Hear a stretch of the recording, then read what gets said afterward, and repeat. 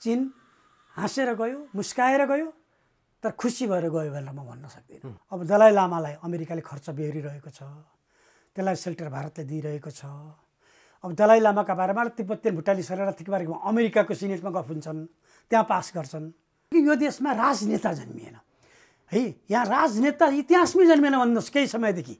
यो राजनेता केही बेला भिपीलाई राजनेता मान्न सकेला, महेन्द्रलाई मान्न सकेला, मनमोहनलाई मान्न सकेला, भट्टराईलाई मान्न सकेला, गणेश मान्छेले प्रधानमन्त्रीको पोस्ट त्याग गरेर हिँडेका थिए, ती व्यक्तिलाई मान्न सकेला राजनेताहरू थिए, तर उनीहरूले राम्रोसँग आफ्नो पेजमा काम गर्न पनि पाएनन्।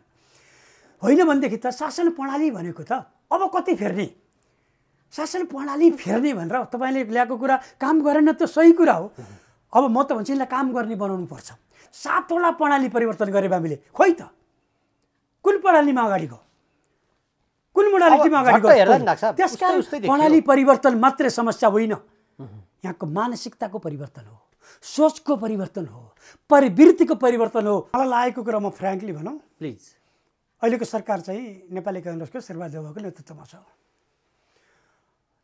नेपाली काङ्ग्रेस चाहिँ सैद्धान्तिक हिसाबले पनि पुँजीवादी कन्ट्रीहरूसँग नजिक रहन्छ। यसको अर्थ चाहिँ नेपाली काङ्ग्रेस हिजैबाट भारतसँग नजिक छ र बिस्तारै अमेरिकासँग नजिक हुन चाहन्छ। देउवाले सुरुबाटै एमसिसी उनीले पढे कि पढेनन् मलाई शङ्का लाग्छ, तर उनले अरूलाई पढेनन् भन्दै हिँडे। अहिले पनि कम्युनिस्टहरू धेरै भएको देश त हो नि यो, त्यस कारण कम्युनिस्टहरू धेरै भएको देश भएको हुँदाखेरि अमेरिकाको चासो बढ्यो। हामी यो भूअवस्थीमा छौँ कि हामीभन्दा माथि उत्तरतिर विश्वशक्ति बन्ने होडमा दौडिएको, करिब करिब विश्वशक्ति बन्न थालेको चीन जस्तो विशाल देश छ, जो जनसङ्ख्याले हामीभन्दा धेरै गुणा ठुलो छ, त्यो भूभागले पनि हामीभन्दा 65 गुणा ठुलो छ। हजुर, संसारकै ठुलो जनसङ्ख्या भएको देश छ। त्यो देश बोलेको छैन।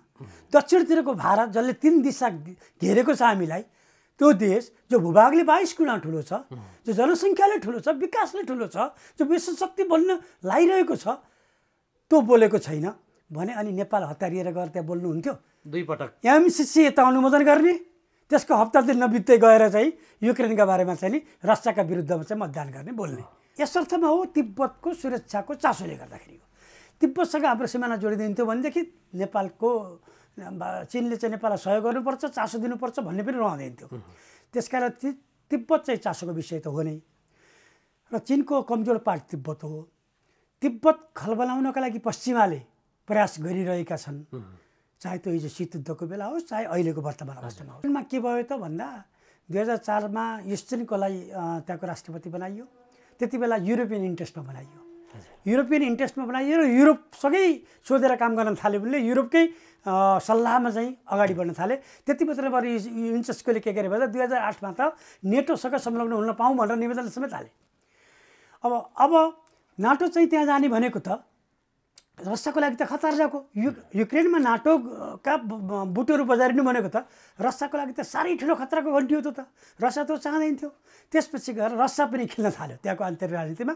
खेलेपछि 2010 मा चाहिँ नि युनेस्कोलाई फ्याँकियो र यानुकोभिचलाई ल्याइयो। यानुकोभिच फेरि रसिया समर्थक ल्याइयो। रसिया समर्थन ल्याउनु फेरि पश्चिमाको टाउको दुख्यो। युक्रेनका जनताको टाउको दुख्या होइन, पश्चिमाको टाउको दुख्यो। पश्चिमाले फेरि नाना थरीका कुटनीति गर्यो, त्यहाँ मान्छे उचालेर रिभोल्युसन फर डिग्निटी भन्ने एउटा आन्दोलन थालनी गरेर अनि यानुकोभिचलाई पनि फ्याँकियो।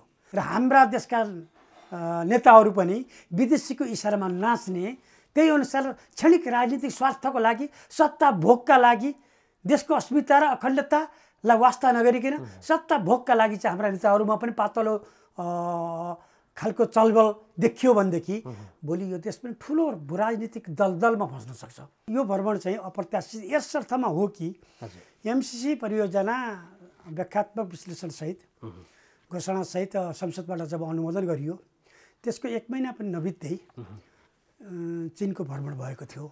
र यो चाहिँ ठुलो भ्रमण पनि हो कोभिड पछाडिको यो लेभलको भ्रमण। किनभने ठुला लेभलका भ्रमणहरू नेपालका भएका छन्। नेपालकै अब महेन्द्रदेखि विद्यादेवीसम्म चाहिँ 24 पटक नेपालले भ्रमण गरेको छ। चाउनलादेखि सिजिपिङसम्म चाहिँ 8 पटक नेपाल भ्रमण गरेका छन्। पार्टी तिम्रो आफ्नो आफ्नो ठाउँमा जाऊ, यो पार्टी हुँदैन भनिदिने, त संसद होस् कि होइनस्, संसद होस् कि होइनस् मलाई भनिदिने, मन्त्री बन्न पाउँछ कि पाउँदैनस् त्यो पनि अदालतले भनिदिने। अदालत पनि नराम्रोसँग लाज मर्ने किसिमले राजनीतिमा खेल्यो होइन। खेल्ने अवस्था हामीले सिर्जना गराइदियौँ। त्यसलाई जुरिस्टिक्रेसी पनि भन्छ क्या, अदालती शासन। अदालती शासन पस्नु भनेको त्यो चाहिँ डेमोक्रेसी पतन हुनु हो। डाक्टर साहब स्वागत छ। हस्, नमस्कार। डाक्टर साहब आराम हुनुहुन्छ? ठिकै छु। आज हामी मुख्य रूपमा चिनिया विदेश मन्त्रीले 3 दिन लगाएर नेपालमा जुन खालको महत्त्वका साथ उहाँले भ्रमण सम्पन्न गरेर जानुभयो, यसपछिको उत्पन्न तरङ्गका विषयमा कुराकानी गर्छु। सबभन्दा पहिला चाहिँ चिनिया विदेश मन्त्रीको नेपाल भ्रमण कतिको फलदायी रह्यो, यहाँबाट सुरुवात गरौँ होला। चिनिया परराष्ट्र मन्त्रीको 19 सदस्यीय टोली चाहिँ नेपाल भ्रमणमा आयो र यो अप्रत्याशित जस्तै छ, अप्रत्याशित होइन भने पनि दुई देशका बिचमा आदान प्रदान भ्रमण हुनु कुरा त्यति अप्रत्याशित मान्न हुँदैन र पनि यो भ्रमण चाहिँ अप्रत्याशित यस अर्थमा हो कि एमसिसी परियोजना व्याख्यात्मक विश्लेषणसहित घोषणासहित संसदबाट जब अनुमोदन गरियो त्यसको 1 महिना पनि नबित्दै चीनको भ्रमण भएको थियो र यो चाहिँ ठुलो भ्रमण पनि हो कोभिड पछाडिको यो लेभलको भ्रमण। किनभने ठुला लेभलका भ्रमणहरू नेपालका भएका छन्। नेपालकै अब महेन्द्रदेखि विद्यादेवीसम्म चाहिँ 24 पटक नेपालले भ्रमण गरेको छ। चाउनलादेखि सी जिनपिङसम्म चाहिँ 8 पटक नेपाल भ्रमण गरेका छन्। विदेश मन्त्री सरहका भ्रमणहरू धेरै भएका छन्। यसभन्दा अगाडि एमसिसी अनुमोदन नहुँदै पनि चीनका केही टोलीहरू नेपालमा भ्रमणमा नआएका होइनन्, तर त्यति चर्चाको विषय बनेनन्। तर अकस्मात नै जस्तो हुनुपर्छ, 1 हप्ताको मात्रै तयारीमा एउटा 19 सदस्यीय प्रतिनिधि मण्डल वाङ यीको नेतृत्वमा नेपाल आयो। यो आकस्मिकै जस्तो हामीलाई लागेको थियो र हामीलाई के पनि लागेको थियो भन्दाखेरि कतै यो एमसिसी परियोजना जुन अमेरिकाले दियो एउटा विकास प्रोजेक्टलाई नेपालले नगिजुलिकन 17 सालमा सिग्नेचर गरेर आइसकेपछि त्यसलाई लागू गरिदिएको भएदेखि अहिलेसम्म एमसिसी सिद्धिएर जान्थ्यो। तर त्यसलाई जनताबाट गुमराहमा राखियो र पछिल्लो चरणमा कार्यान्वयन गर्ने फेजमा मात्रै 19बाट यसलाई बाहिर चर्चामा ल्याइयो र जनताको बिचमा पुर्याइयो र राजनीतिक पार्टीले गिजोल्नुसम्म एमसिसीलाई गिजोले।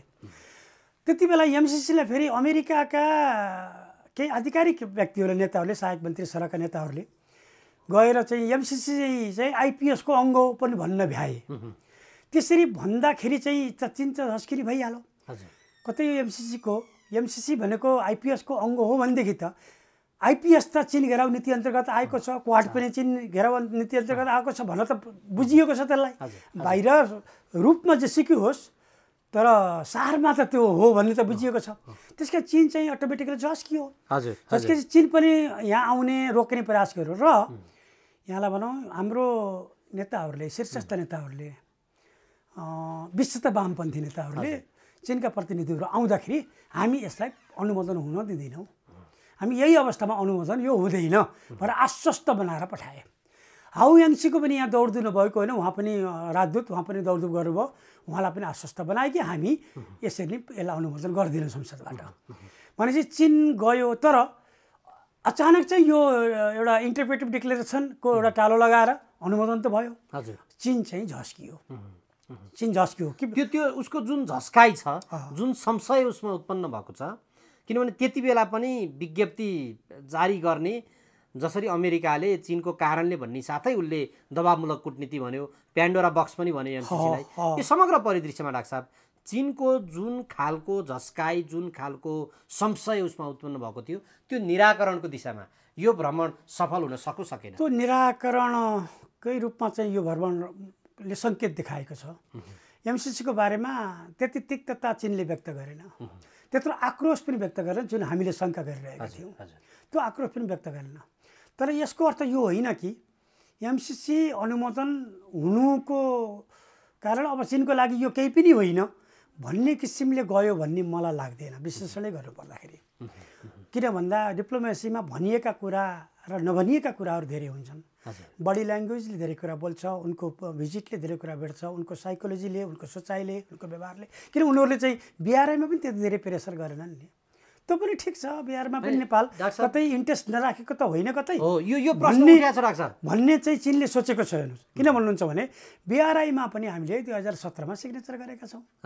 बिआरआईले प्रोजेक्ट रोज भनेर 5 वर्ष भयो भनेको भनै छ, तर अहिलेसम्म हामीले एउटा प्रोजेक्ट रोज्न सकेका छैनौँ। 9वटा छनौट गरे पनि हामीले यो भनेर चाहिँ कुनै वचन दिन सकेका छैनौँ। त्यो त चीनले हेरेको छ नि, चीनले हेर्दैन।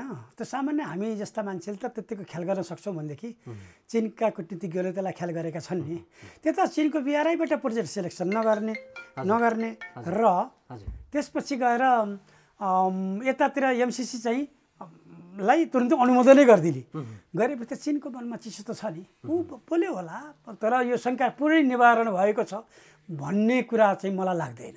अब विदेश मन्त्री स्तरबाट खास गरी चिनिया राष्ट्रपतिका नजिकका विश्वासपात्र पनि हुनुहुने उनी नै आउँदाखेरि नेपालले जुन खालको तयारी जुन खालको उनीबाट लाभ लिनु पर्थ्यो चीनबाट त्यो लाभ लिने दिशामा चाहिँ नेपाल अलिकति चुकेको हो कि भन्ने बाहिर चर्चा हुन थालेको छ डाक्टर साहब, त्यो हो? मलाई लागेको कुरा म फ्र्याङ्कली भनौँ, प्लिज। अहिलेको सरकार चाहिँ नेपाली काङ्ग्रेसको शेरबहादुर देउवाको नेतृत्वमा छ। नेपाली काङ्ग्रेस चाहिँ सैद्धान्तिक हिसाबले पनि पुँजीवादी कन्ट्रीहरूसँग नजिक रहन्छ। यसको अर्थ चाहिँ नेपाली काङ्ग्रेस हिजैबाट भारतसँग नजिक छ र बिस्तारै अमेरिकासँग नजिक हुन चाहन्छ। अमेरिकासँग नजिक हुनका लागि र अमेरिकाको चाहिँ स्याबासी पाउनका लागि पनि शेरबहादुर देउवाले पटक पटक यसका सेन्सिटिभिटीलाई अध्ययन नगरिकन एमसिसी पास गर्नुपर्छ भन्दै हिँडेका हुन्। यो हामीलाई थाहा छ, मेरो बुझाइ त हो।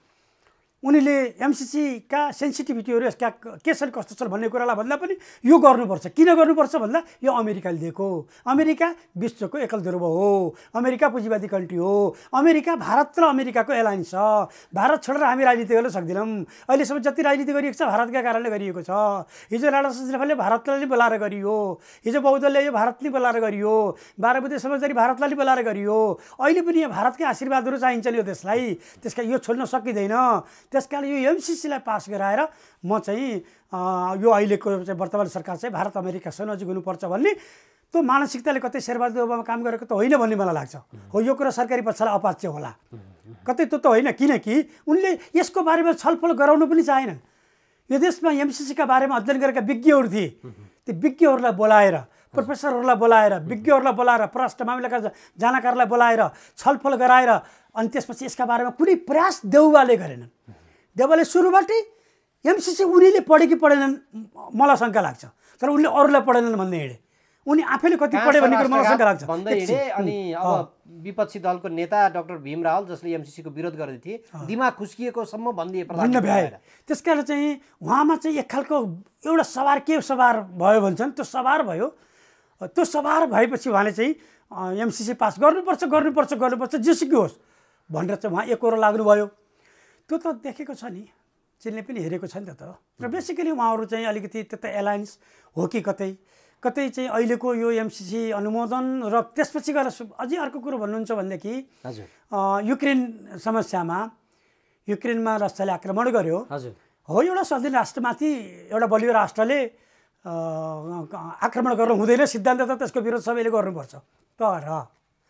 तर हामी यो भूअवस्थीमा छौँ कि हामीभन्दा माथि उत्तरतिर विश्वशक्ति बन्ने होडमा दौडिएको करिब विश्वशक्ति बन्न थालेको चीन जस्तो विशाल देश छ, जो जनसङ्ख्याले हामीभन्दा धेरै गुणा ठुलो छ, जो भूभागले पनि हामीभन्दा 65 गुणा ठुलो छ।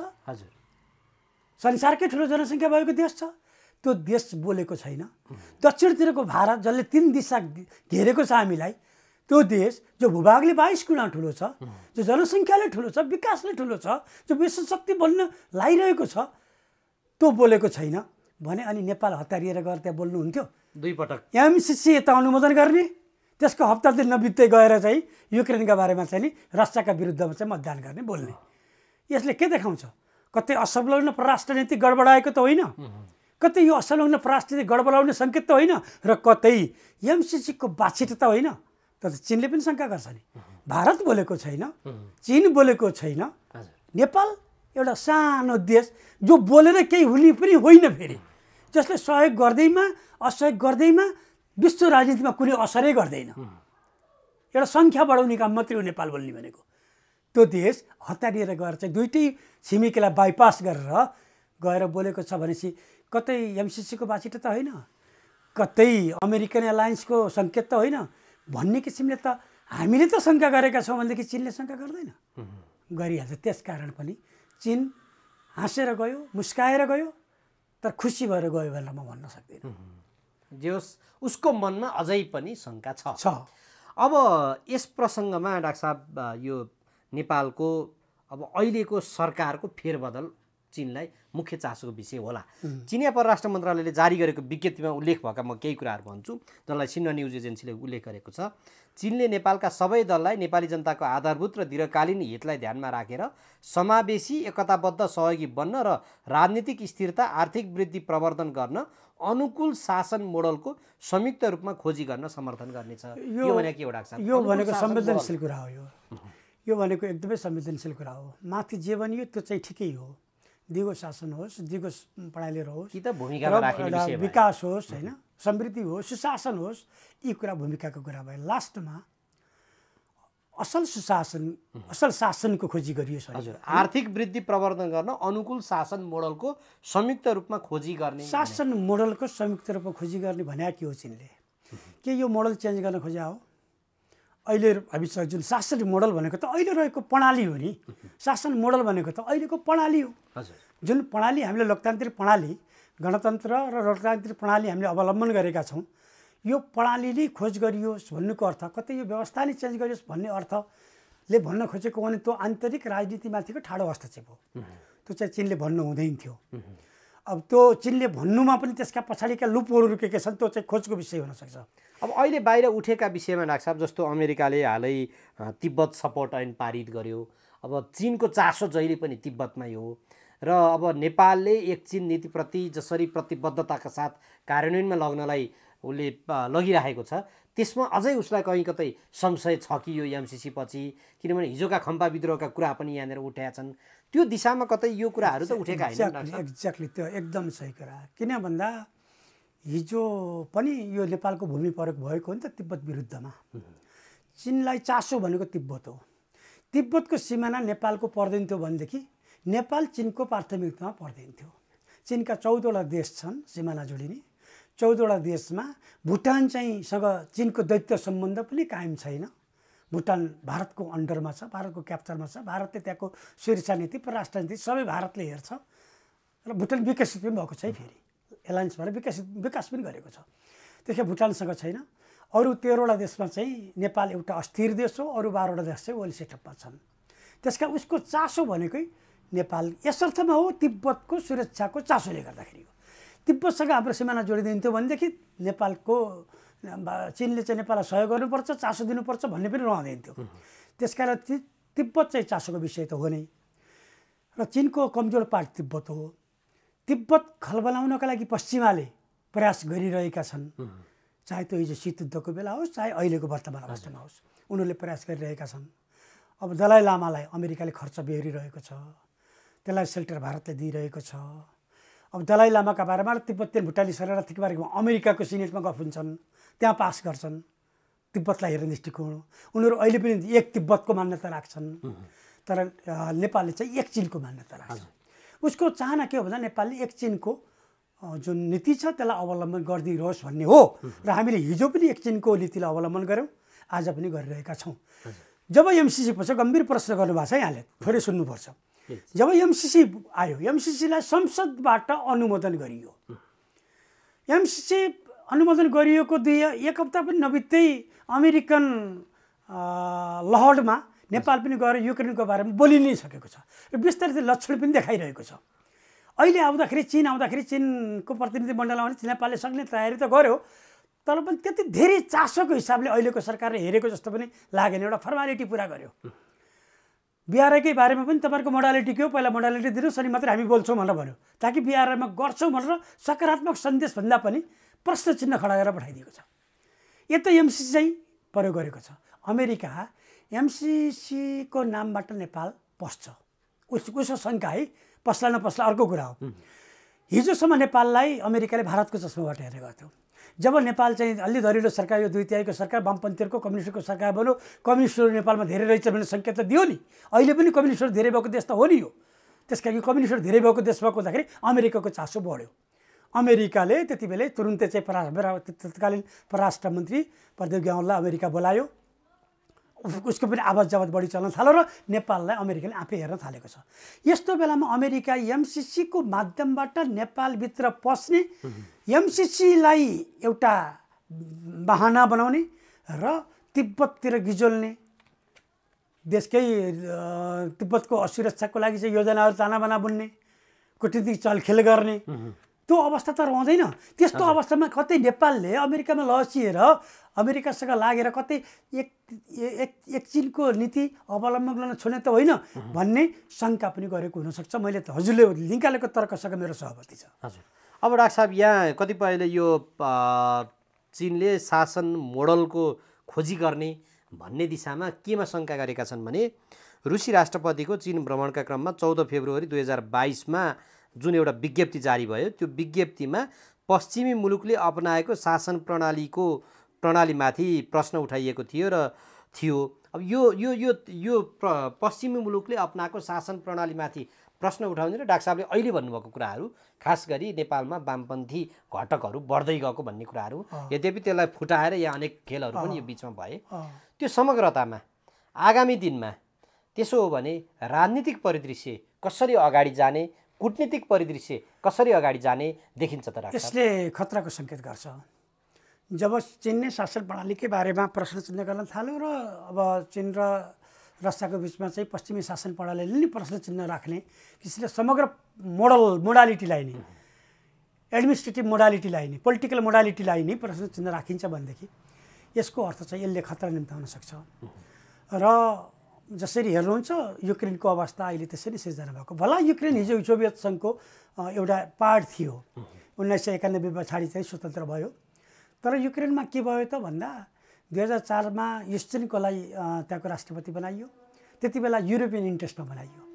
युरोपियन इन्ट्रेस्टमा बनाइयो र युरोपसँगै सोधेर काम गर्न थाल्यो भने युरोपकै सल्लाहमा चाहिँ अगाडि बढ्न थाले।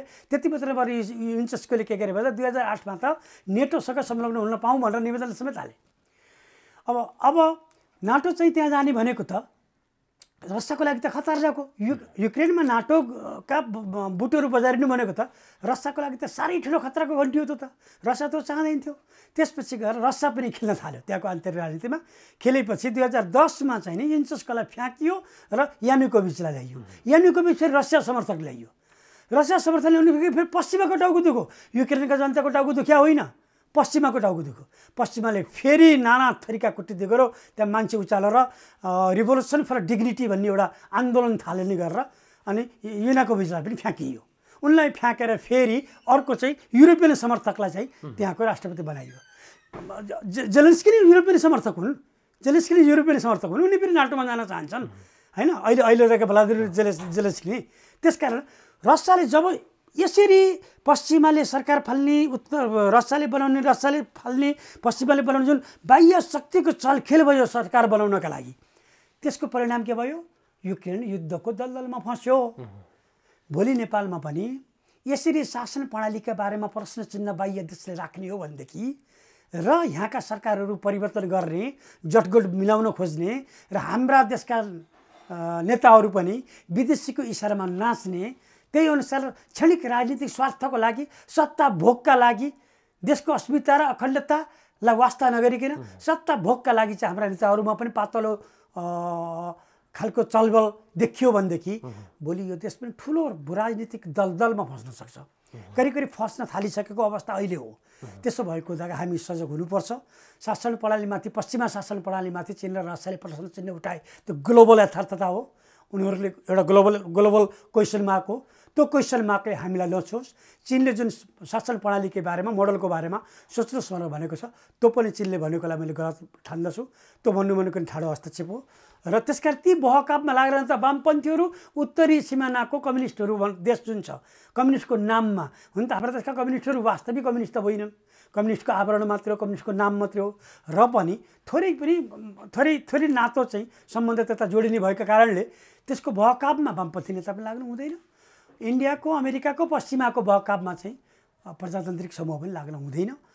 हाम्रो देशको माटो, हावा, पानी र हाम्रो अवस्थितिले सुहाउँदो राजनीति गर्नुपर्छ। त्यो मोडल हामीले आफूले निर्कल गर्ने कुरा हो र हामी चाहिँ रहनुपर्छ। तर मलाई लाग्छ अलिकति विदेश नीति अब खलबलिन थालेको हो कि हामी कतै असंलग्नताबाट संलग्नतामा जान थालेका हौँ कि यदि त्यसरी गयौँ भनेदेखि सायद हाम्रो सदियौँदेखि प्राचीन कालबाट वेदमा, अथर्ववेदमा उल्लेख भएको नेपाल, त्यो नेपालको जुन अस्मिता छ, जुन गर्व छ, जुन गर्विलो इतिहास छ, कतै त्यो इतिहास नै गडबडाउने त होइन भन्ने अहिले शङ्का चाहिँ छ। डाक्टर साहब, अब सबै नीतिको मूल नीति यो राजनीति जुन छ, राजनीति अन्तर्गतको यो शासनमा जसरी प्रश्न उठ्यो, वास्तवमा अब अहिलेसम्मको परिस्थिति हेर्दा जनताले यो संसदीय मोडलले राम्रोसँग काम गर्न सकेका छैन, त्यहाँ जनताका प्रतिनिधिले कामै गर्न सकेका छैनन्, त्यो त निकम्मा नै भएर बसेको छ।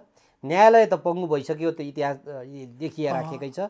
यो समग्र दृश्यहरू देख्दाखेरि अब पनि यही मोडलमा अगाडि बढ्ने र भन्ने चाहिँ बाहिर चियो चर्चा त सुरु भएको हो नि त। सही कुराहरू चाहिँ राम्रो कुरा निकाल्नुभयो हजुरले, एकदमै राम्रो कुरा निकाल्नुभयो। सबैतिर वेल सेटअप त कुनै न कार्यपालिका हुन सक्यो, न व्यवस्थापिका हुन सक्यो, होइन, न न्यायपालिका हुन सक्यो। जतासुकै खलबल अवस्था आयो, अब कार्य व्यवस्थापिकै भन्नुहुन्छ भने पनि 2 पटकसम्म भङ्ग गर्नुपर्ने अवस्था आयो, फेरि पुनर्स्थापना हुने भयो 2 पटकसम्म, होइन, त्यो पनि राम्रो पक्ष हुँदै होइन। क्याबिनेटको कुरा 2/3 सरकार बनेको थियो, 2/3 सरकार बङ्ग ढलेर चाहिँ नि अहिले बुढानीला खण्डमा सुतेर बसेका बुढानीला खण्डलाई चाहिँ सत्ता चलाउ भन्नु परेको छ। त्यसरी ल्याएर किस्तीमा ल्याएर दिएको सत्ता चलाउन पाउँदाखेरि फेरि हात्ती र चमेराका गफ गर्न चाहिँ भ्याइसकेका छन्, होइन। हिजो हामीले 64 बेहोरेको काङ्ग्रेस, हिजो चाहिँ 70 बेहोरेको काङ्ग्रेस, हिजो चाहिँ 48 सालबाट देखिरहेको र काङ्ग्रेसको सत्ता कस्तो हुन्छ भनेर नेपाली जनताले जानिरहेको काङ्ग्रेसले त्यति ठुलो हात्तीको समेत फुर्ती गर्न चाहे त्यहाँका पदाधिकारीहरूले। एकातिर त्यस्तो अवस्था छ, एकातिर न्यायालय चाहिँ राजनीतिमा खेलेको छ। सरकार बनाउने, सरकार ढाल्ने, परमादेश दिने, पार्टी फोरिदिने, पार्टी तिम्रो आफ्नो आफ्नो ठाउँमा जाऊ, यो पार्टी हुँदैन भनिदिने, त संसद होस् कि होइनस्, संसद होस् कि होइनस् मलाई भनिदिने, मन्त्री बन्न पाउँछ कि पाउँदैनस् त्यो पनि अदालतले भनिदिने। अदालत पनि नराम्रोसँग लाज मर्ने किसिमले राजनीतिमा खेल्यो, होइन। खेल्ने अवस्था हामीले सिर्जना गराइदियौँ, त्यसलाई ज्युरिस्टिक्रेसी पनि भन्छ क्या, अदालती शासन। अदालती शासन पस्नु भनेको त्यो चाहिँ डेमोक्रेसी पतन हुनु हो। त्यो त पहिल्यैदेखि नै छ नि डाक्टर साहब। अब 51 को विघटन पनि अदालतमा हरेक विषय राजनीतिले टुङ्गाउन सक्दैन, अदालतलाई। यो किन अदालतमा गएको छ भन्दाखेरि राजनीतिक खेलाडीको कमजोरीले गर्दा गएको। हाम्रा राजनीतिक खेलाडीहरू अति कमजोरी भए। यिनको कमजोरी त्यसरी थाहा हुन्छ कि यो देशमा अहिले चाहिँ अझ लामो कुरा गर्ने भनेदेखि यो देशमा राजनेता जन्मिएन है, यहाँ राजनेता इतिहासमै जन्मिएन भन्नुहोस् केही समयदेखि। यो राजनेता केही बेला भिपीलाई राजनेता मान्न सकेला, महेन्द्रलाई मान्न सकेला, मनमोहनलाई मान्न सकेला, भट्टराईलाई मान्न सकेला, गणेश मान्छेले प्रधानमन्त्रीको पोस्ट त्याग गरेर हिँडेका थिए, ती व्यक्तिलाई मान्न सकेला राजनेताहरू थिए, तर उनीहरूले राम्रोसँग आफ्नो पेजमा काम गर्न पनि पाएनन्। होइन भनेदेखि त शासन प्रणाली भनेको त अब कति फेर्ने, शासन प्रणाली फेर्ने भनेर तपाईँले ल्याएको कुरा काम गरेन त सही कुरा हो। अब म त भन्छु यिनलाई काम गर्ने बनाउनु पर्छ, त्यस काम गर्न सक्ने र तिनलाई इन्ट्याक्ट राख्न सक्ने नेतृत्व चयन हामीले गर्नुपर्छ। अब यो अहिले देखिरहेको नेतृत्वले काम गरेन, अब हामीले नयाँ नेतृत्व चयन गर्नुपर्छ भन्नेतिर बरु हामी आवाज उठाउँ, तर प्रणाली परिवर्तनतिर आवाज नउठाउँ भन्छु मैले। किनकि अमेरिकामा 235 वर्षदेखि अहिलेसम्म एउटै संविधानले काम गरेको छ, एउटै प्रणालीले काम गरेको छ। संविधान रहनुको प्रणाली रहनु हो नि, होइन। 235 वर्षसम्म एउटै प्रणालीले अमेरिकामा काम गर्न हुने कि अमेरिका पछाडि परेको त? अमेरिकाले विकासै नगरेको, अमेरिकाले प्रगति नगरेको, 235 वर्ष शासन प्रणाली नफेरेर। भारतमा करिब 1 शताब्दी हुन थाल्यो, भारतमा पनि प्रणाली परिवर्तन भएको छैन। प्रणाली जब ब्रिटिसहरूलाई बाहिर निकाले, बाहिर फिर्ता पठाइसकेपछि जुन भारतमा शासन प्रणाली बस्यो त्यो नै अहिलेसम्म तोले छ। फलाक संविधानमा 104 पटक संशोधन भयो, तर प्रणाली त्यही नै छ। नेपालमा 7 दशकमा 7वटा प्रणाली परिवर्तन गऱ्यौँ हामीले, 7 दशकमा 7वटा प्रणाली परिवर्तन गऱ्यौँ। अनि हामी अब फेरि प्रणाली नै परिवर्तन गर्ने, प्रणाली परिवर्तन गरेर यो देशको उत्तर प्रगति हुन्थ्यो, समृद्धिमा जान्थ्यो भनेदेखि त 7वटा प्रणाली परिवर्तन गऱ्यौँ हामीले। खोइ त कुन प्रणालीमा अगाडि गयो, कुन मोडालिटीमा अगाडि गयो? त्यसकारण प्रणाली परिवर्तन मात्रै समस्या होइन, यहाँको मानसिकताको परिवर्तन हो, सोचको परिवर्तन हो, प्रवृत्तिको परिवर्तन हो, प्रणाली परिवर्तन होइन। प्रणाली उत्कृष्ट विश्वले उत्कृष्ट मोडल भनेर बनाएको, सर्वसम्मत पास गरेको मोडल नेपालका लागि भनेर बनाइदिएको मोडल ल्याएर गएका त्यो पनि काम गर्दैन। जब नेताहरूको प्रवृत्ति संसद विघटनको केसमा पनि देखियो डाक्टर साहब, संविधानमै नभएको व्यवस्था आयो त्यहाँ। त्यसकारण प्रणाली समस्या होइन, प्रणालीमाथि प्रश्न चिन्ह उठाउनु हुँदैन। बाह्य देशले पनि प्रणालीमाथि प्रश्न चिन्ह नउठाओस्। अब मैले भन्छु हामी नेपाली जनताहरू हामी सजग हुन आवश्यक छ। अब हामीले प्रणाली ठिक छ, प्रणालीमा प्रश्न चिन्ह छैन, प्रणालीलाई परिचालन गर्ने नेतृत्व हामीले राम्रो छान्न सकेनौँ। अब हामी राम्रा मान्छे छानौँ, हामीले राम्रा मान्छेलाई नेतृत्वमा पठाउँ। अब टेस्ट गरिएकाहरूलाई अब देउबालाई अब 7 पटक 8 पटक प्रधानमन्त्री बनाए पनि यही हो, हामीलाई थाहा छ। उहाँबाट पनि धेरै विकासको आशा गर्नु छैन। त्यसकारण अब हामीले चाहिँ नेतृत्वमा चाहिँ बरु सजग रहौँ, नेतृत्व चयन गर्ने कुरामा सजग रहौँ, प्रणालीमाथि प्रश्न चिन्ह उठाइहाल्नुपर्छ भने तर यसका बावजुद पनि केही संशोधन गर्न सकिन्छ नि यही प्रणाली अन्तर्गत। केही कुराहरू जस्तै निर्वाचन एकदमै खर्चिलो छ। यहाँले अघि नै प्रश्न व्याकरणमा भन्नुभयो। आज निर्वाचन यसर्थमा महँगो छ कि अस्ति निर्वाचन आयोगको र राजनीतिक दलहरूको बिचमा एउटा मिटिङ भएछ। हाँसो लाग्यो मलाई त न्युज पढेपछि। मिटिङ भएपछि चाहिँ 4 लाख 7 लाख महानगरपालिकालाई 5 लाख 4 लाख 3 लाख 3.5 लाख 2 लाख गरेर वडासम्मलाई चाहिँ एउटा सिलिङ तोक दिएछ खर्चको। अनि त्यहाँ माग के पनि भएछ भन्दाखेरि सांसदको लागि 5 करोड चाहिँ सिलिङ गरियोस्, महानगरपालिकाको मेयरको लागि चाहिँ कम्तीमा 1 करोड सिलिङ तोकियोस् भनिन्छ। 1 करोड रुपियाँ सिलिङ तोक्न हाम्रा राजनीतिक नेताहरूले माग्छन् भने त्यो मेयरले 1 करोड रुपियाँ उसको तलब भत्ताले 5 वर्षमा कमाउँछ? कमाउँदैन। 1 करोड रुपियाँ त मिनिमम खर्च राखिदिनुहोस् भनेर किन मागे? मिनिमम खर्च 1 करोड भन्नुको अर्थ त स्वाभाविक किसिमले त्यो लगानी हो। लगानी धेरै गर्न सकियो भनेदेखि धेरै नाफा होला। यो त व्यापारको रूपमा नाफामा ग्यारेन्टी गर्न खोजियो। त्यसकारण अहिलेको स्थानीय निर्वाचन भनेको नि कमाइ खाने भाँडो बनाउन खोजेका रहेछन् भन्ने कुरो त अस्तिकै छलफलबाट थाहा पाइयो। हो, यसलाई चाहिँ केही नीतिगत परिवर्तन गरेर हो। डाक्टर साहब यहीँनिर प्रश्न गर्छन् क्या, त्यसै कारणले अब अहिले राम्रो व्यक्तिहरू ऐन लगेर राख्दाखेरि पनि त्यहाँनिर काम गर्न सकिँदैन भन्ने कुराहरू आयो। र अब नर्मल व्यक्तिहरूले त चुनावै लड्न सक्दैन। भिजन छ, नीति छ, तर पैसा छैन भनेदेखि त्यो त व्यक्ति अगाडि आउनै नसक्ने अवस्था आयो। निर्वाचन प्रणालीमा शासकीय स्वरूपमा पनि हिजो धेरै राजनीतिक दल थिए, थ्रेसहोल्डको पनि सिस्टम ल्याए। अब त्यसलाई नियन्त्रण गर्न कसरी सकिन्छ भनेर अनेक प्रावधान ल्याए। त्यो थ्रेसहोल्ड पनि स्वार्थ हुँदाखेरि 40बाट 20मा झार्न नि मिल्यो, स्वार्थपूर्ति भएपछि फेरि होइन यसो गर्न नि मिल्यो। यो समग्रमा संसदभित्र यसरी खेल्ने हुँदो रहेछ। जनताबाट डाइरेक्टै प्रत्यक्ष निर्वाचित कार्यकारी आयो भनेदेखि त्यो त जनतासँग लायबल हुन्छ नि त, जनतासँग जिम्मेवार रहन्छ नि त। त्यस कारणले किन यसमा नजानी किनभने भन्ने खालको यो प्रश्नहरू उठेको छ। राजनीतिक दलहरूमा राप्रपाको पनि नेकपा एमालेको पनि प्रत्यक्ष निर्वाचित कार्यकारी नै हो। माओवादी प्रचण्डले त पटक पटक भनिरहेकै छन् प्रत्यक्ष निर्वाचित राष्ट्रपति। भनेपछि यो प्रश्न अहिले गहकिलो रूपमा उठेको छ। यो हामीले पनि हिजो भनेका हौँ। संविधान बन्ने क्रममा जति बेला जनतालाई सोध्ने र जनताका राय पनि बटुल्ने भनेर एउटा नाटक मञ्चन गरियो। त्यो नाटकमा भाग लिएको व्यक्ति हुँ म पनि। धेरै ठाउँमा धेरै पटक मैले भाग लिएको छु। त्यति बेला मैले भाग लिएका कार्यक्रमहरूमा संविधान कस्तो बन्ने भन्ने बारेमा आमको विचार थियो, आमको ओपिनियन थियो प्रत्यक्ष निर्वाचित कार्यकारी होस् भन्ने थियो। प्रत्यक्ष कार्यकारी निर्वाचित होस् भन्ने थियो। आम नेपाली जनताको चाहना पनि त्यही थियो। त्यो बेलाको छलफलमा पनि त्यही थियो। तर हामीले दिएका छलफलहरूलाई, हामीले दिएका चाहिँ नोटहरूलाई कुन डस्टबिनमा फालियो अनि कुन इसारामा यो संविधान बनाइयो, कुन इसारामा बनाइयो?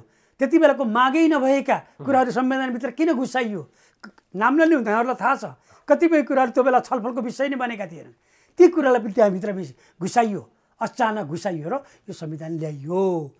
अब त्यो कुरालाई अब फेरि पुरै प्रणाली परिवर्तन भन्दा पनि त्यसमा गर्न सक्ने सुधारहरू गरिदिने र प्रत्यक्ष निर्वाचित कार्यकारी भने यो त्यसको आवश्यकता रहेछ।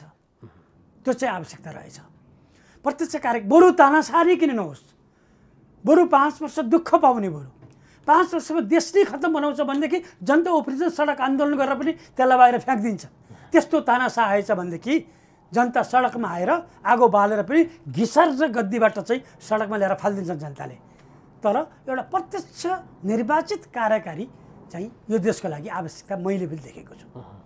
यो चाहिँ अब डाक्टर साहब जस्तो यसमा कतिपयले यो वामपन्थीहरूको भनौँ न चिनिया मोडलको रूपमा चीनबाटै शासकीय प्रणालीको विषयमा प्रश्न उठेको कारणले यो नेपालका वाम राजनीतिक दलहरू अथवा कम्युनिस्ट दलहरूलाई एकबद्ध बनाउने दिशामा यो भ्रमणले एउटा भूमिका खेल्छ। यो कुरा पनि मलाई पत्ता लाग्दैन अहिले यो पनि त्यति पत्ता लाग्दैन। किन लाग्दैन भन्नुहुन्छ भनेदेखि इतिहासलाई हेर्नुपर्छ र वर्तमानमा भइरहेको कुरालाई हेर्नुपर्छ, फ्याक्ट बोल्नुपर्छ। अब यो सबै कम्युनिस्ट भनेदेखि चीनका भन्ने, सबै काङ्ग्रेस भन्ने बित्तिकै अमेरिकाको भन्ने खालको जुन बुझाइ छ नि हाम्रो, त्यो पनि अलिक परिवर्तन हुनु छ। कम्युनिस्टहरूलाई हिजो कम्युनिस्टलाई अमेरिका के अरे चीनले चाहिँ साथ दिएको, एकीकृत गर्न खोजेको भनेदेखि हिजो कम्युनिस्टहरू चाहिँ भूमिगत युद्ध लड्दाखेरि के चीनले सहयोग गर्यो? माओवादीहरू चाहिँ जनयुद्ध लड्दाखेरि चिनले लडाएको त्यसो भनेदेखि चिनले गोलाबारुद दिएको हो होइन नि। त्यसो भएको हुँदाखेरि यो कुरा पनि चिनले सहयोग गर्छ, चिनले उ गर्छ भन्नेसँग मलाई लाग्दैन। चिनले चाहिँ नेपालका कम्युनिस्टहरू आफै बढेका हुन्, यो भू अवस्थितिले गर्दा बढेका हुन्, यहाँको गरिबताले गर्दा बढेका हुन्। यहाँको चाहिँ यो ह्याप्स र ह्यापनट्स धनी र गरिबको बिच एकदम ठुलो खाडल थियो, त्यो खाडलको भ्याकुमले गर्दाखेरि बढेका हुन्। यहाँको अर्थव्यवस्थाले गर्दाखेरि बढेका हुन्। यहाँ कम्युनिस्टहरू बढ्नुको कारण यो चिनका कारणले होइन, चिनकै कारणले होइन र चिनले कम्युनिस्ट बढाउनको लागि त्यत्रो तात्विक र महत्त्वपूर्ण भूमिका खेलेको छ भन्ने मलाई लाग्दैन। मेरो बुझाइ फरक हुनसक्छ। त्यसकारण चिनको चासो भनेको अघि नै यहाँले भनिसक्नु भएको छ, चिनको चासो भनेको नेपालमा कम्युनिस्टको सरकार बनोस् अथवा कसैको सरकार बनोस् सँग उसको सरकार होइन, उसको एक नम्बर चासो भनेको तिब्बतको सुरक्षा। तिब्बत उसको कमजोर पार्ट हो। तिब्बतको चाहिँ दलाई लामा अमेरिका र भारतले पालेका छन्, त्यही दलाई लामा उचाल्ने काम तिनले गर्छन् र तिब्बतको सुरक्षा कतै खलबलिन्छ कि तिब्बतको सुरक्षा खलबलिनको लागि नेपालका चाहिँ नाकाहरू छन्। नेपाल सीमा नजोडिएको देश हो। त्यसकारण त्यति चिन्ता हो। उसको चाहना के हो भनेदेखि नेपालमा कम्युनिस्टहरूको वामपन्थीहरूको सरकार बनोस्, काङ्ग्रेसको सरकार बनोस्, मधेसवादी दलको सरकार बनोस्, राप्रपाको सरकार बनोस् अथवा वैकल्पिक कुनै एउटा नयाँ शक्ति आएर सरकार बनोस्, जसको बनोस् चिनलाई खासै सरकार छैन मलाई लागेको। जसको सरकार बने पनि स्थिर सरकार बनोस् र त्यो सरकारले चाहिँ एकचिनको नीति अवलम्बन गरोस्, त्यो सरकारले चाहिँ पश्चिमाहरूको चलखेल, दक्षिण र पश्चिमको चलखेललाई चाहिँ रोकोस्। चिन विरुद्ध, तिब्बतका विरुद्धमा हुने, चिनका विरुद्धमा हुने गतिविधिहरू चाहिँ त्यसले रोकिदियोस्। त्यति रोकिदिन सक्छ भनेदेखि जो सरकार आए पनि हुन्छ चिनलाई सवाल छैन। र चिनले चाहिँ एकीकृत गराउने थोरै वामपन्थीहरू एक भइदियो। अब त वामपन्थी पनि विश्वास गर्छ जस्तो मलाई लाग्दैन। किन भन्नुहुन्छ भने एमसिसीको बेला चाहिँ वामपन्थीहरूले हामी पास गराउन भनेका थिए, संसदबाट अनुमोदनै गरेर चाहिँ वामपन्थीहरूले सर्वसम्मत स्वीकृत गरे नि। एक अर्थमा सर्वसम्मत होइन र यो एमाले चाहिँ अवरुद्ध गर्ने, संसद अवरुद्ध गर्ने, अरूले चाहिँ उता व्याख्यात्मक घोषणा गर्ने सर्वसम्मत भनेपछि अर्को कुरो फेरि हिजो एमाले कार्यान्वयनमा लानुपर्छ भनि नि सक्यो, हाम्रो पाला गर्न खोजेको भन्ने नि सक्यो, ओलीका पाला गर्न खोजेको हो पनि फेरि हो पनि। त्यसो भएर यहाँको कम्युनिस्टले अनि फेरि केही शीर्ष नेताहरू नारायण श्रेष्ठ, झलनाथ खनाल, लीलामणि पोखरेल जस्ता चाहिँ ठुल्ठुलो नेताहरू त चाहिँ यसको विरुद्धमा झर्किनु पनि भएको थियो नि त। र केही नेताहरूले मलाई लाग्छ हुनसक्छ चिनका प्रतिनिधिमण्डलहरू आउँदाखेरि हामी यसको विरुद्धमा छौँ, हामी यसलाई पास हुन दिँदैनौँ, अनुमोदन हुन दिँदैनौँ, चिन्ता नगर्नुहोस् भनेर चाहिँ आश्वासन दिएर पठाउने। अनि अहिले चाहिँ अनुमोदन हुने। यहाँको कम्युनिस्टले अब विश्वास गर्छ। त्यसो हुँदाखेरि उसका लागि यहाँका कम्युनिस्ट, काङ्ग्रेस, माओवादी सबै एउटै हुन्। सरकार एउटा भइदियोस् भन्ने उसको चाहना हो। वामपन्थीहरूलाई युनिफिकेसन गर्नको लागि ठुलो कसरत गर्छ चिनले भन्ने मलाई लाग्दैन। युनाइटेड भइदिए राम्रो हुन्छ। एउटा वामपन्थी कलेबरमा रहेका पार्टीहरू युनाइटेड भइदियो भनेदेखि, युनिफाइड फोर्समा गयो भनेदेखि त्यसले राम्रो गर्छ भन्ने चाहना हुनु त स्वाभाविकै हो। दुई ठुला दल कम्युनिस्ट राजनीतिक दलका नेताहरू चिनमै भएको बेलामा अनि यो प्रश्नहरू उठेको भएर मैले यहाँलाई जिज्ञासा राखेँ। नेताहरू चिन धाएका छन्, हो चिन गएका छन्, बोलाइएको छ। अब चिनले पछिल्लो चरणमा चिन नेपालको आन्तरिक राजनीतिभित्र अलि बढी खेल्न चाहिँ थालेको चाहिँ हो। भारत चाहिँ 7 सालबाट नेपालको आन्तरिक राजनीतिमा खेल्यो। भारत चाहिँ नाकामा सैनिक पनि पठाएकै हो, महेन्द्रले फ्याँकेकै हुन् होइन। भारत चाहिँ नेपालको आन्तरिक माइक्रो म्यानेजमेन्ट पनि गरेर लैनचोरले नेपालको त्यो भित्र खेलिरहेको थियो। तर चिन मौन बसिरहेको थियो। तर जब सी जिनपिङ राष्ट्रपति भएर आए त्यसपछि उनले चाहिँ प्रोएक्टिभ पोलिसी र एउटा पेरिफेरियल पोलिसी भनेर उनी आए। पेरिफेरियल पोलिसी भनेको छिमेक केन्द्रित कुटनीति भनेर उनी आए र उनले छिमेकलाई अलि बढी नजिकबाट हेर्न थाले र अनि मौन कुटनीति गर्थ्यो, साइलेन्स डिप्लोमेसी अपनाउँथ्यो चिनले। अब अहिले चाहिँ प्रोएक्टिभ भएर चाहिँ फास्ट ट्र्याक डिप्लोमेसी अपनाएर परस्ट आफै बोल्ने। जस्तै अस्ति हेर्नुभयो डोनाल्ड लुले चाहिँ नेपाललाई, देउबालाई, ओलीलाई र प्रचण्डलाई फोन गरेपछि धम्कीपूर्ण कुटनीति प्रयोग नगरियोस् भनेर त चिन पनि त बोल्यो नि त। त्यो फास्ट ट्र्याकमा आएको के त। अब हुन त डोनाल्ड ट्रम्पले के त डोनाल्ड लुले एउटा सहायक मन्त्रीले हाम्रो प्रधानमन्त्रीलाई थर्कायो। ओदाको हिसाबले पोर्टफोलियोले हेर्ने हो भनेदेखि त हाम्रो प्रधानमन्त्री भन्दा त डोनाल्ड त धेरै तलको हो नि। त्यति तलकोले पनि हाम्रो त्यो पोर्टफोलियोको प्रधानमन्त्रीलाई चाहिँ फोनबाट थर्काएर हुन्छ हजुर हामी गर्छौँ हजुर भन्नुपर्ने अवस्थामा हामी पुग्यौँ। देश शक्तिहीन भएपछि कस्तो हुन्छ भन्ने उदाहरण त पनि हो। म कुटनीतिक मर्यादाको सीमा नागेरै बोलेको हो डोनाल्ड लु चाहिँ होइन र। अनि चिन पनि बोल्यो। यसरी त्यो आइरहेको छ र अहिले अलिकति आन्तरिक राजनीतिमा पनि अलि बढी सक्रिय हुन खोजेको केही छनकहरू पाइएको छ। अब डाक्टर साहब दुई नेता ठुला नेताहरूलाई भेट्दै गर्दा आखिर समय थिएन भनौँ भने 3-3 दिन समय छुट्याइएको थियो, समय पुग्थ्यो पनि होला। अरू राजनीतिक दलहरू पनि थिए, कम्युनिस्ट सिद्धान्तमै अपनाएकै राजनीतिक दलहरू पनि थिए। माधव नेपाल अथवा पूर्व प्रधानमन्त्री भइसकेका झलनाथ खनाल जसले एमसिसी चीन विरुद्ध लक्षित हो भनेर पनि भन्दै पनि हिँडिरहेका छन्, उनीहरूलाई चाहिँ किन भेटेनन् होला भन्ने प्रश्न पनि उठाएको छ बाहिर। अब व्यक्तिगत किसिमले नभेट्नु कुरो त छुट्टै हो, तर पार्टी त भेटे नि त। पार्टी त प्रतिपक्ष एमालेलाई पनि भेटे, केपीओलीलाई पनि भेटे र सत्तासीन पार्टीको दरो प्रचण्डलाई पनि भेटे। त्यो भेटघाट त उनले यो औपचारिक भेटघाट गरे, तर जो सँग भेट्न आवश्यक ठानेन होइन।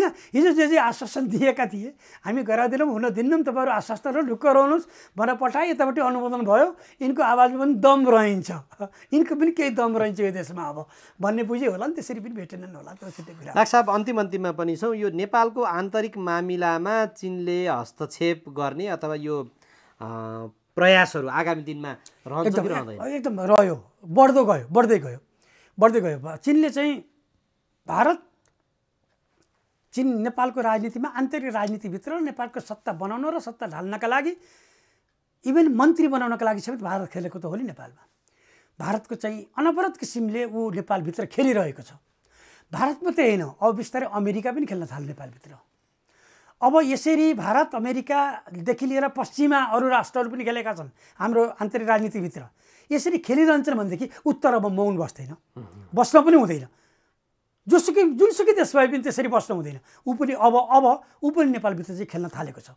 अब यसरी ऊ पनि नेपालको आन्तरिक राजनीतिभित्र खेल्ने, पश्चिमाहरू पनि खेल्ने, दक्षिण पनि खेल्ने, अमेरिका पनि खेल्ने, त्यसरी यहीँभित्रको राजनीतिभित्र बहुराष्ट्रिय उपस्थिति भयो भनेदेखि नेपालको राजनीति अब बाहिर जान्छ।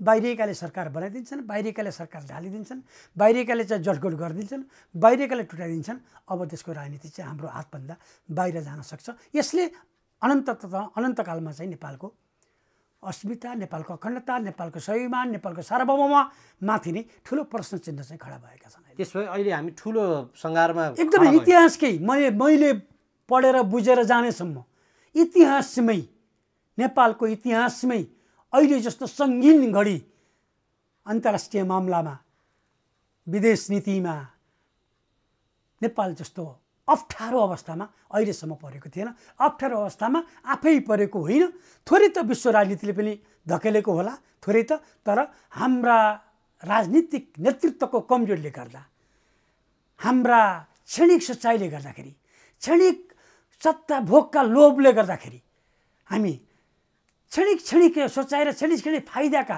नाफा र घाटाका हिसाब किताबले गर्दाखेरि आज समग्र राष्ट्रको अस्मिता, समग्र राष्ट्रको अखण्डता र स्वाभिमान र सार्वभौम सत्ता नै एकदम ठुलो धरापमा परेको छ।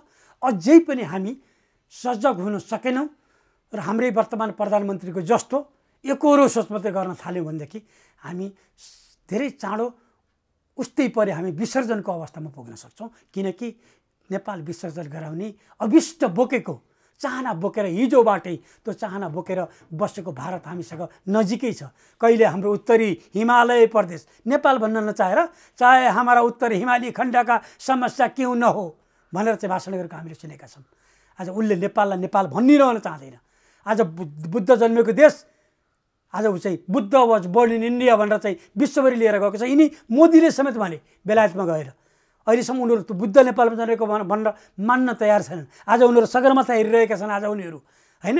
त्यसकारण चाहिँ हाम्रो देशलाई, उनीहरूलाई राजनीतिको लागि पनि, रणनीतिको लागि पनि, शक्तिको लागि पनि भारतलाई नेपाल आवश्यक छ। नेपालका प्रधानमन्त्री भारत जाँदै हुनुहुन्छ। भारत भ्रमण जाँदै गर्दाखेरि प्रधानमन्त्रीले त्यहाँ गर्नुपर्ने विषयहरू, भारत भ्रमण, दार्चुलाको त्यो महाकाली नदीदेखि यो त्यो चुच्चे नक्सादेखि त्यहाँ बन्दै गरेका रोड कन्स्ट्रक्सनदेखि सीमादेखि हरेक कुराहरू आएको छन्। चिनिया विदेश मन्त्री फर्किए लगत्तै प्रधानमन्त्रीको भारत भ्रमणको मिति तय भएको छ। डाक्टर साहब, ठिक छ, त्यो थाहा छ, उहाँ चाहिँ जाँदै हुनुहुन्छ। तर नेपालका सरकारहरू भारतमा गएर कहिले पनि राष्ट्रको बारेमा बोल्न सकेर 2053 सालमा प्रेमसिंह धामीले कालापानी चाहिँ मिचिएको छ है भनेर कुरो कानी चाहिँ संसदमै ल्याएका होइन, प्रेमसिंह धामीले दार्चुलाबाट आएका। त्यहाँबाट चाहिँ त्यसपछि 2053 सालमा आइसकेको लिपुलेक कोकोला कालापानीको कुरा, यो सिमाना मिचिएको छ, त्यो हाम्रो भूमि मिचिएको छ भने त प्रेमसिंह धामीले संसदमै उठाएका हुन्। भने अहिलेसम्म 53 साल पछाडि अहिलेसम्म कतिपटक भारतमा भ्रमण भयो भन्नुहोस् त? कसैले यस बारेमा चुइक्क बोल्न सकेनन्। एउटा ओली गएर ओली उनीहरूको बारेमा बोलेका, त्यो चाहिँ यसलाई जायज पछिल्ला जसै गरून् त्यो बारेमा चाहिँ प्रश्न चिन्ह दिगो किसिमले उठाएर ल्याएको केपी शर्मा ओलीले हो। त्यो इतिहासले मूल्याङ्कन गर्छ नि, होइन भनेदेखि त काङ्ग्रेसका सरकार कति बने, कम्युनिस्टका सरकार कति बने, इभेन नभएर राप्रपाको सबै सरकार बनेको हिजो त पञ्चायतका सूर्यबहादुर थापा, लोकेन्द्रबहादुर चन्द समेत हामीले प्रधानमन्त्री बनाएका, जसको विरुद्धमा लडेर चाहिँ बहुदल ल्यायौँ। यो त यस्तो रमाइलो देश हो नि भनेदेखि कतिपटक भारतसँग गएर कुरा गरेर अब तपाईँले आशा गर्नुहुन्छ शेरबहादुर देउवाले कुरा गरिदिन्छन् र लिपु लेखेर चाहिँ नि लिपु अधिरा चाहिँ हाम्रो सिमाना ल्याउँछन् सल्लाह गरेर आउँछन्, आशै नगर्नुहोस्। उनले अब कम्ती लाजले पनि यसको थोरै कुरा चाहिँ ननिकाले पनि यसो कतै कतै मिसिएर समाचार आउनेसम्म बनाएछन् भनेदेखि त्यही नै बिग एचिभमेन्ट मान्नुहोस्। यसले ठोस निष्कर्ष निकाल्छन्, राष्ट्रका बारेमा ठोस निष्कर्ष निकालेर आउँछन् भन्ने होइन, कतै सकिन्छ लम्पसार दिने आउने हो, अरू छैन। त्यसो भए यो महाकाली नदीमा अहिले जुन भइरहेको छ त्यसमा त जुन चुइक्क बोल्दैन होला, त्यहाँ जनता गायब हुँदा त केही गरेनन्। शङ्का गर्यो कि चिनले नेपाली काङ्ग्रेसलाई अलिक बढी शङ्का गर्यो, किन भन्दाखेरि नेपाली शेरबहादुर देउवा प्रधानमन्त्री हुने बित्तिकै उत्तरी सीमा विवाद भएर चाहिँ बल जागिदियो। कार्यदलै गठन गरेर कार्यदल भनेर लिएर आए। प्रधानमन्त्री हुने बित्तिकै त्यो लक्षण त्यस्तो देखाउनु हुँदैन थियो, अलि समय क्रममा गर्न सकिन्थ्यो नि त तपाईँले। किन त्यो भनेदेखि निष्कर्षमा ल्याउन सक्नु पऱ्यो, उठाइसके पछाडि त्यो गिजोल्ने काम मात्रै गरिएको छ कि यहाँ। त्यसो भएको हुँदाखेरि कति देउवाले चाहिँ चिनसँग मित्रवत शक्ति हुँ है हामी पनि भन्ने फिलिङ चाहिँ उनले दिन नसकेको र चिनले लिन नसकेको।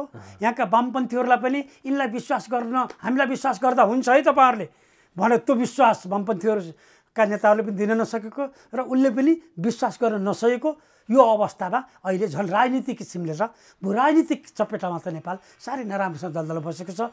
न त चिनले पूर्ण विश्वास गर्छ, न त भारतले पूर्ण विश्वास गर्छ, न त यो एमसिसीको किचकिचले गर्दा, न त अमेरिकाले नै पूर्ण विश्वास गर्छ, न पश्चिमाले नै पूर्ण विश्वास गर्छन्। हामी कतै अविश्वासको भुमरीमा फस्नु त होइनौँ, भूराजनीतिक अविश्वासको भुमरीमा दलदलमा नेपाल फस्नु त होइन भन्ने बहुत ठुलो पेचिलो प्रश्न अहिले उठेको छ र यसलाई बेलैमा समाधान गरिन, नेतृत्व सजग भएन, भूराजनीतिक यो हलचलको बारेमा, भूराजनीतिक यो पेचिलो अवस्थाको बारेमा नेतृत्व सजग भएर यो अनुसारको यसलाई सामान्य गराउने प्रयास गरेन भनेदेखि यसले चाहिँ हाम्रो देशको अखण्डता अस्मिता माथि नै हातपात गर्न सक्छ भन्ने त्यो खतरनाक अवस्था, इतिहासकै सबैभन्दा पेचिलो अवस्थामा हामी अहिले उभिएका छौँ जस्तो मलाई लाग्दछ। डाक्टर साहब, यो विचार र समयका लागि म यहाँलाई धन्यवाद र आभार व्यक्त गर्छु। हस्, यहाँलाई पनि धन्यवाद।